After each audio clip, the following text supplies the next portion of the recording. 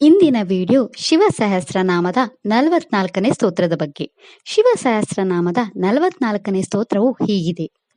ವಾಚಸ್ಪತ್ಯೋ ವಜಾಸಾನೋ ನಿತ್ಯಮಾಶ್ರಮ ಪೂಜಿತ ಬ್ರಹ್ಮಚಾರಿ ಲೋಕಚಾರಿ ಸರ್ವಚಾರಿ ವಿಚಾರವೇತ್. ಈ ಸ್ತೋತ್ರದಲ್ಲಿ ಶಿವನ 7 ನಾಮಗಳಿವೆ. ಈಗ ಶಿವನ ಈ 7 ನಾಮಗಳ ಅರ್ಥವನ್ನು ವಿವರವಾಗಿ ತಿಳಿದುಕೊಳ್ಳೋಣ. ಶಿವನ ಮೊದಲ ನಾಮವು ಹೀಗಿದೆ. ಓಂ ವಾಚಸ್ಪತ್ಯಾಯ ನಮಃ. ಈ ಶಿವನಾಮದ ಅರ್ಥ ದೇವತೆಗಳ ಗುರುವಾದ ಬೃಹಸ್ಪತಿಯ ರೂಪವನ್ನು ತೆಗೆದುಕೊಂಡ ಆ ಭಗವಂತನಿಗೆ ನಾನು ನಮಸ್ಕರಿಸುತ್ತೇನೆ. ಶಿವನ 2ನೇ ನಾಮ ಹೀಗಿದೆ. ಓಂ ವಜಸನಾಯ ನಮಃ.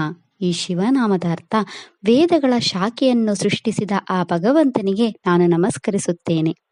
ಶಿವನ 3ನೇ ನಾಮ ಹೀಗಿದೆ. ಓಂ ಆಶ್ರಮ ಪೂಜಿತಾಯ ನಮಃ.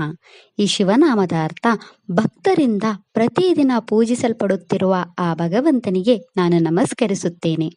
ಶಿವನ 4ನೇ ನಾಮ ಹೀಗಿದೆ. ಓಂ ಬ್ರಹ್ಮಚಾರಿಣೇ ನಮಃ. ಈ ಶಿವನಾಮದ ಅರ್ಥ ಬ್ರಹ್ಮನೊಂದಿಗೆ ಒಂದಾಗಿರುವ ಆ ಭಗವಂತನಿಗೆ ನಾನು ನಮಸ್ಕರಿಸುತ್ತೇನೆ.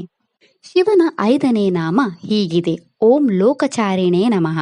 ಈ ಶಿವನಾಮದ ಅರ್ಥ ಎಲ್ಲ ಲೋಕಗಳ ನಡುವೆ ಸಂಚರಿಸುವ ಆ ಭಗವಂತನಿಗೆ ನಾನು ನಮಸ್ಕರಿಸುತ್ತೇನೆ. ಶಿವನ 6ನೇ ನಾಮ ಹೀಗಿದೆ.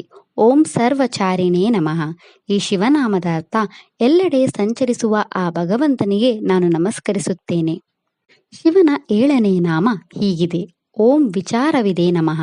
ಈ ಶಿವನಾಮದ ಅರ್ಥ ಸತ್ಯದ ವಿಚಾರಣೆಯನ್ನು ತಿಳಿದ ಆ ಭಗವಂತನಿಗೆ ನಾನು ನಮಸ್ಕರಿಸುತ್ತೇನೆ.